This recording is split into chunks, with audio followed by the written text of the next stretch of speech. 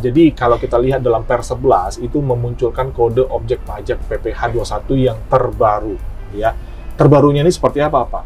Case-nya adalah dalam hal wajib pajak melakukan pembetulan dari suatu SPT, begitu ya, dari suatu masa SPT masa PPh pasal 21 yang statusnya adalah lebih bayar. Ya, kemudian pembetulan dilakukan mengakibatkan lebih bayar juga, tetapi menjadi lebih bayar yang lebih kecil.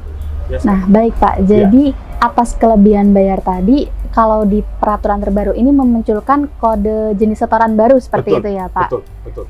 Kode transaksi yang baru seperti itu. Nah, mungkin satu lagi gitu ya Pak. Ya. Apabila nih pelaporan dari SPT masa PPN ini itu kan di tanggal 20, ternyata hari libur gitu ya Pak. Nah, itu apakah ada relaksasi atau seperti apa sih Pak untuk ketentuannya?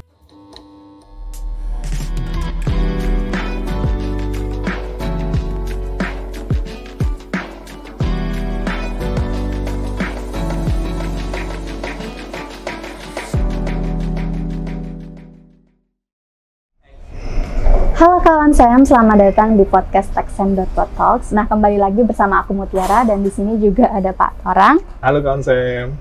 Yang sebelumnya sudah membersamai kawan Sam semua terkait dengan peraturan perpajakan terbaru nih, yakni Per 11 2025. Nah, sebelumnya sudah menyinggung gitu ya Pak Torang terkait dengan dua poin yang penting gitu untuk diperhatikan oleh kawan Sam di rumah.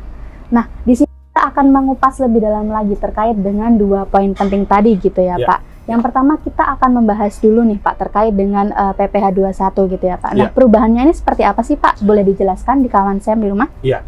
Jadi kalau kita lihat dalam Per 11 itu memunculkan kode objek pajak PPh 21 yang terbaru, ya. Terbarunya ini seperti apa, Pak?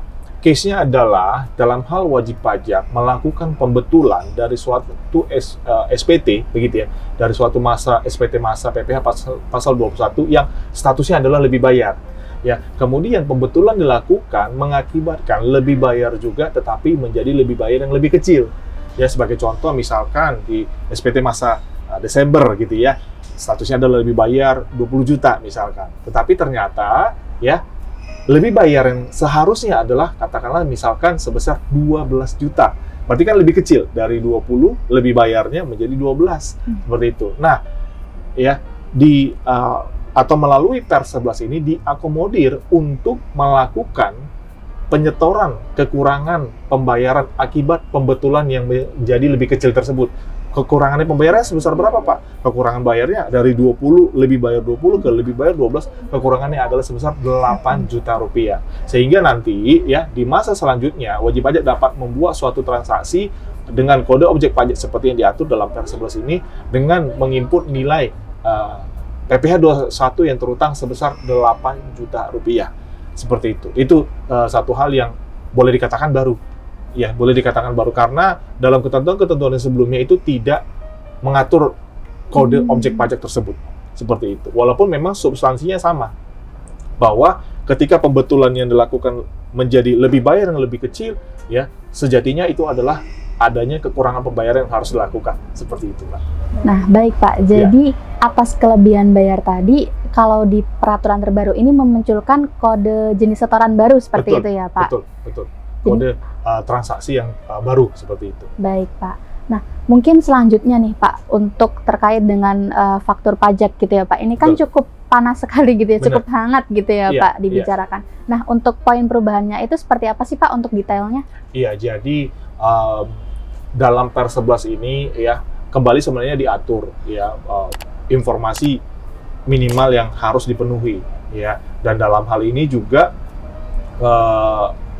melalui Per 11 tersebut tidak hanya informasi minimal yang harus diketahui, yang harus tercantum dalam suatu faktur pajak, juga mencantumkan dokumen-dokumen yang dipersama dengan faktur. Nah, itu juga teman-teman dapat menyimak ya dalam Per 11 ini apa saja dokumen yang dipersamakan dengan faktur, karena ada penambahan di sana. Ya, karena ada penambahan di sana. Di samping itu, ya, terkait dengan kewajiban rutin di setiap bulan adalah terkait untuk mengupload faktur pajak, ya, yang sebelumnya di tanggal 15 menjadi tanggal 20 bulan berikutnya.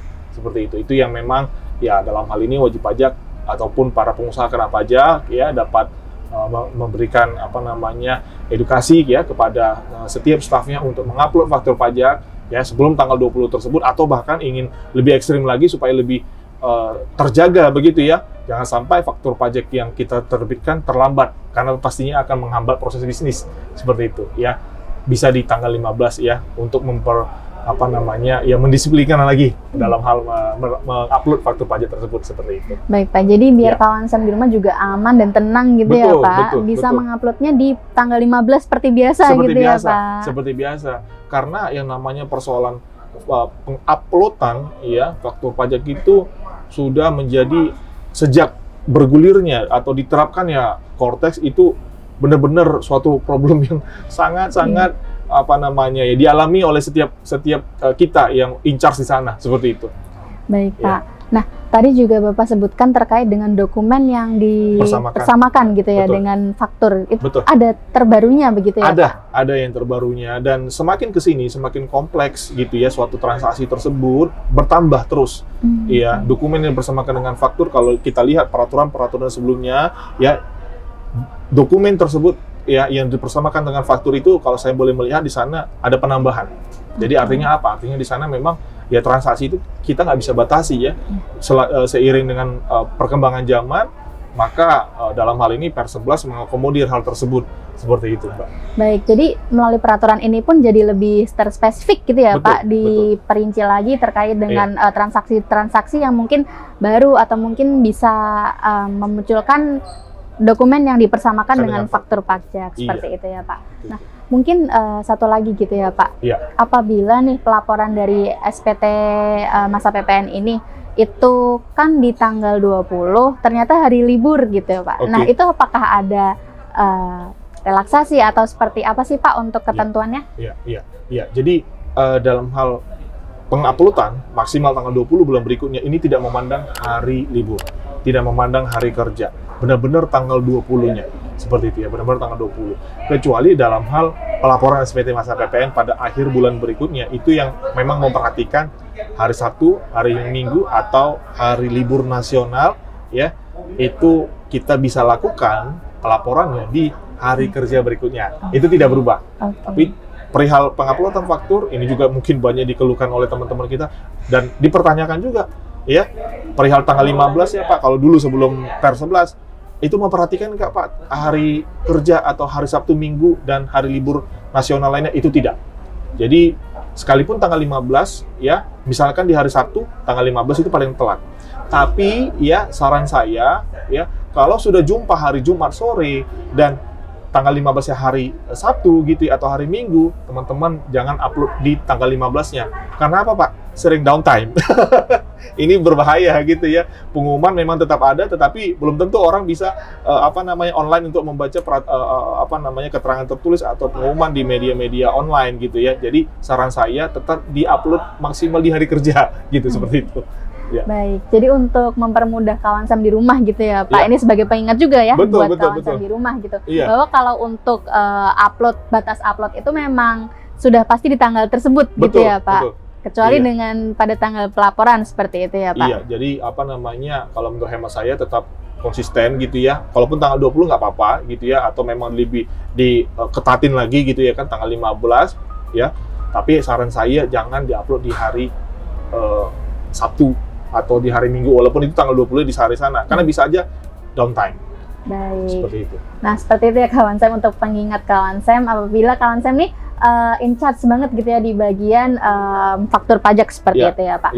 Nah, mungkin apakah ada highlight atau poin penting lagi nih Pak yang mau Bapak sampaikan untuk kawan SEM di rumah? Iya, jadi selain daripada rutinitas menjalankan tes compliance monthly-nya begitu ya, kita tidak bisa pungkiri nanti kita akan berjumpa di bulan bulan Maret dan April tahun 2026, yaitu jatuh tempo pelaporan SPT tahunan dan SPT tahunan orang pribadi dan badan gitu ya. Kita boleh mengintip ya kawan-kawan SEM semuanya ya, mengintip format SPT tahunan tersebut baik orang pribadi ataupun badan, supaya saat hari H kita hendak melaporkan begitu ya, kita tidak kaget. Betul, kita tidak kaget. Kita benar-benar bisa punya persiapan tersendiri karena formatnya berbeda. Karena masalah format ya kita nggak bisa pungkiri ya, kita harus menyesuaikan dan mengisi sesuai dengan format tersebut. Seperti itu, Mbak. Oke, baik Iya. Pak. Jadi sembari menunggu gitu ya untuk Iya. pelaporan Tahunan. SPT tahunan Betul, gitu ya Pak. betul, Jadi betul. kita perlu persiapkan juga, Persiapkan kita juga. pelajari gitu ya, kita Iya. cermati terkait dengan perubahan itu agar Betul. kita nggak kaget dan juga tidak apa ya, terhindar gitu ya Pak Iya. dari mungkin sanksi-sanksi terkait Iya, dengan perubahan betul. tersebut. Betul, Seperti itu betul, ya betul, Pak. betul, Baik Pak Iya. Torang, terima kasih Siap. atas insight barunya terkait Iya. dengan peraturan terbaru ini yang sangat hangat gitu ya Pak untuk dibahas gitu ya Iya, Pak. iya. Nah, sampai jumpa Pak Torang. Terima kasih banyak atas kehadirannya di Ya, podcast sama-sama, kali Mbak. ini. Ya. Semoga bisa bermanfaat untuk kawan Sam di rumah. Ya. Sampai jumpa kawan-kawan saya. Sampai jumpa kawan Sam. Jangan lupa untuk update terus peraturan perpajakan di Instagram @texsam_co dan jangan lupa untuk belajar brevet pajak AB dan C di learning.texsam.co. Sampai jumpa kawan Sam, karena semua bisa paham pajak.